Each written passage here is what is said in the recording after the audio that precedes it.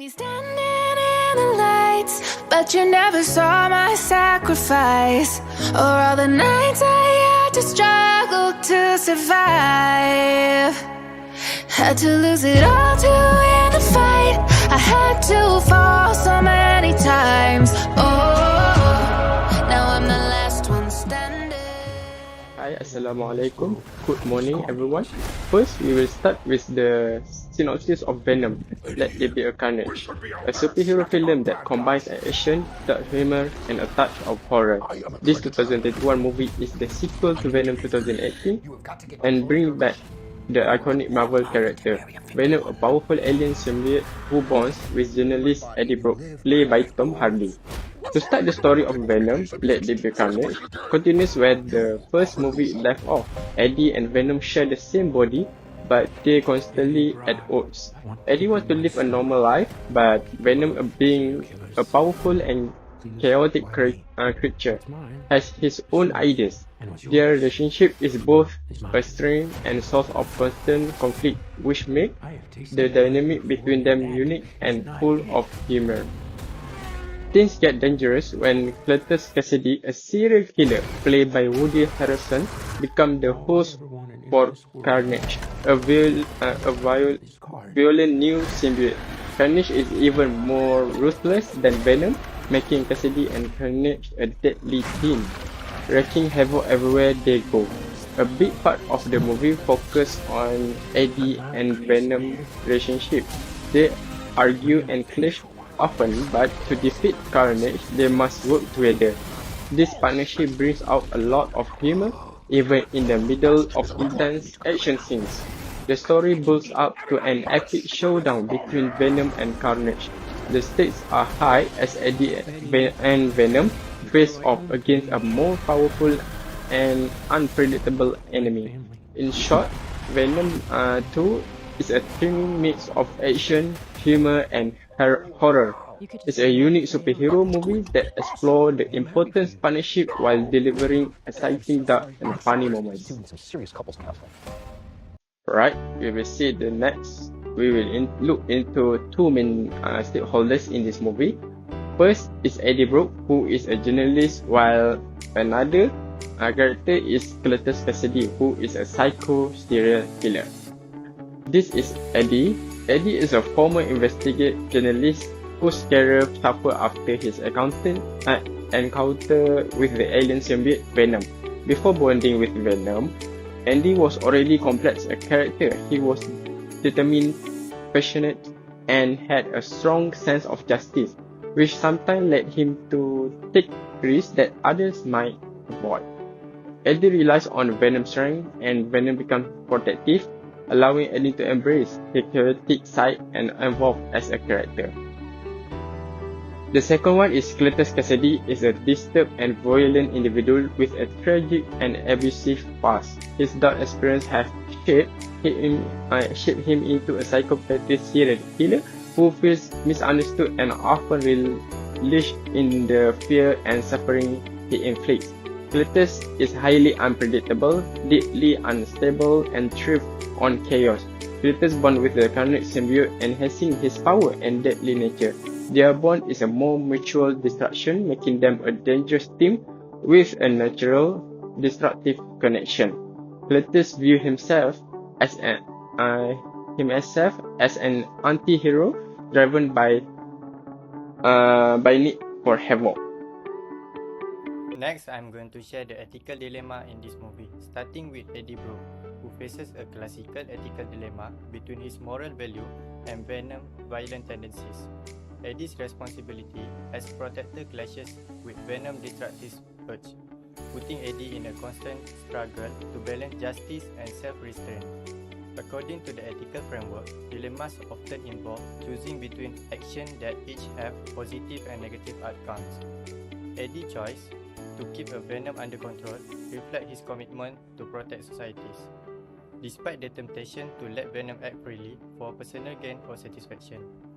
His action align with the ethical principles that discourage using the solely for self-interest, showing Eddie's respect for boundaries and ethical responsibility. Ultimately, Eddie's journey reveals the complexity of navigating conflicting duties, emphasizing that strength lies in choosing ethical action even when easier options are available. Okay, now let's look at the collector's courtesy and his alter ego Carnage, who represent a complete disregard for ethical standards. Cletus in this, driven by trauma and chaos, choosing absolute freedom and self-interest over societal values. His action reflect a rejection of her ethical principles discussed by Khan, which emphasize not exploiting others solely for personal gain. Instead, Cletus fully embraces self-serving chaos, exploiting society and individuals around him without regard for consequences. This raises significant ethical questions about fairness and harm. How much destruction can one person cause when they refuse to follow any moral code? Cletus' action highlight the dangers and abandoning responsibility and disregarding society's ethical standard. His choice reveals the darker side of freedom without morality, showing the societal impact when individuals ignore ethical boundaries. Next, I will discuss on the action taken by the villain based on teleological point of view. First of all, let me say that teleological theory we focus on the consequences of action is not a central theme in this movie. The movie primarily focus on the conflict between two aliens, Venom and Carnage, where the two symbiotes with contra-moral compasses. Carnage's actions are motivated by his own pleasure and thrill of destruction. He disregards the consequences of his action, focused solely on his own desire. On this scene, we can see that Carnage, the primary antagonist in the Venom Let There Be Carnage, provide a stark contrast to Venom, evolving morality. His actions are primarily driven by a nihilistic desire for chaos and destruction. Carnage is devoid of empathy and compassion. He revels in the suffering of others, demonstrating a complete disregard for human life. By examining Carnage's action through a teleological point of view, we can see how his action focus on short-term gain and disregard for long-term consequences ultimately lead to his destruction. Thank you. I will pass for the next presenter. Assalamualaikum warahmatullahi wabarakatuh. My name is Ahmad Fikri bin Hisham, and I will continue our presentation for our movie, which is Venom 2. So for my point is the action of the hero, which is Eddie Brock, that can be analyzed through a deontological lens. So for our first point, which is duty to protect. So Eddie's primary duty is to protect those who cannot defend themselves. This is evident in his effort to stop Cletus Cassidy, which is Carnage, from harming innocent people. And then his commitment to this is aligned with deontological ethics, which prioritize the moral obligation to do what is right. For the second point is moral principle. Eddie struggles with his identity as both a journalist and a host for the symbiote, which is Venom. His decision to expose the truth about Cassidy's crimes reflect his adherence to journalistic integrity and the moral principle of honesty, even when it puts him in danger. So for our last point, which is accountability, Eddie's action also highlight the concept of accountability. He takes responsibility for his choices, particularly when his actions have unintended consequences. This sense of duty reinforces the deontological perspective that one must adhere to moral laws regardless of the outcomes. Hello everyone. Alright, to get deeper into this movie review discussion, I am going to share my perspective on the topic that arises. If we were the villains in the film, what moral course of action will we follow in accordance with the Golden Rule? I want to begin the discussion by sharing the Golden Rule. an efficient concept for creating peaceful and constructive communities. It means acting towards others as we would like to be treated. Our world will be much kinder if everyone treated others with the same humanity, kindness, and understanding that they would like to receive. Simple concepts like forgive and forget, sharing is caring are examples of the golden rule. Letting go of mistakes and moving on is what it means to be forgiving. Further, giving resources, time, and support creates an open-minded environment. Golden rule is essentially about respect and empathy. We should treat others with respect and listen to them if we want them to do the same for us. Making the world we wish to live in is the goal. We promote tolerance and understanding in our communities by upholding the golden rule.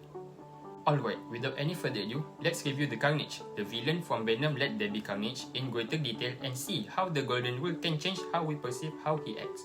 Consider assuming the role of Cletus Cassidy, the personification of the Carnage symbiote. Carnage appears to be a symbol of chaos and damage. He neglects human life and takes enjoyment in violence. However, we can start to take back the layers of this complex monster if we follow the golden rule, which states that we should treat people the way we want to be treated. I could have felt powerful and unstoppable at first as Carnage, motivated by the urge to bring disaster on the world. But if I stop to think about it, I might start to feel guilty. Every violent act has consequences for friends, family, and the community as well as to the victims. I did not want to go through the pain and sorrow I had caused. Shame may arise as a result of this insight. Next, imagine seeing the lives lost, innocent people scared, and families ripped apart as a result of my action. The rush of trouble will start showing off. I was able to face the truth of my decisions during those silent times of reflection. Since I have caused suffering to others, do I want my loved one to suffer as well? Most likely the response is no. A moment of transformation may result from this internal conflict. Finding empathy is even the most evil personalities is a challenge posed by the golden rule. As an assassination, I might start to wonder if I am really fulfilled by this deadly path. Perhaps, in my pursuit of power, I have overlooked a deeper need for understanding and connection. A desire for forgiveness may be created by deciding to follow the golden rule. I might be able to find a way to use my suffering for something more positive rather than continuing the cycle of violence. This change might result in a crucial decision, whether to keep going in the direction of harm or figure out how to go past it and reach harmony. And lastly, I will discuss the conclusion in this movie, which is the Venom led Debbie Carnage. In the movie, Eddie Brock and Venom face a constant struggle to balance justice and control over Venom's violent instinct, while the villain, Cletus and Shrek, are driven by a personal vendettas without regard for morality. The story demonstrates that unchecked power and selfish motivates lead to chaos, whereas Eddie's choice to act responsibly and even in the face of his own dark impulse shows us that the value of self-restraint and ethical decision-making. Venom 2 reminds us that true strength comes from choosing to do what's right, even when it's difficult. That's all from us. Thank you.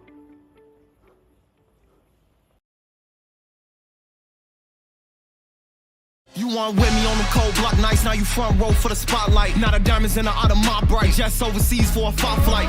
Young on bullshit and I ball on them Bill Cartwright. Knew I could shine through the darkness. I guess I always been a star type. That line in me made my heart fight. Could've been a victim of a op pipe. Took a million risks just to get to this, cause we ain't the ones that the cops like. Been so many times God tested me, they only see the answers I got right. They commenting all on the blogs trying to tell me how to live my life.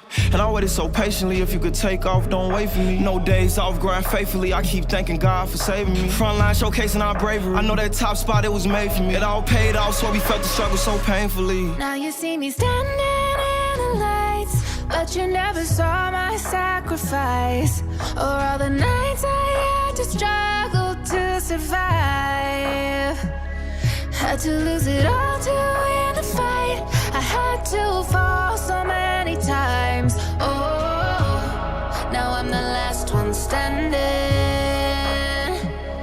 Oh, now I'm the last one standing. Y'all say I've changed, really though? How so? Got all this bread, I'm still sourdough. I don't know, square peg, round hole, like a block of cheese in a paper towel roll. Rocky Balboa, never been no towel thrower. Even when I got kicked to the curb, life knocked my dick in the dirt. I got back up, flipped at the bird till I earned the attention I yearned. Not to mention I learned how to turn resentment and hurt to an unquenchable thirst. In the simplest terms, is revenge of the nerd in every sense of the word. And rappers, how can we be on the same level now when I gotta look down to see these clowns that are on the ground? Bitch, I got clouds beneath me ever since I put out the EP to the height of 2003. Me, you ain't see the struggle to make it out the D because I made it somehow look easy. Now you see me standing in the lights, but you never saw my sacrifice, or all the nights I had to struggle to survive. Had to lose it all to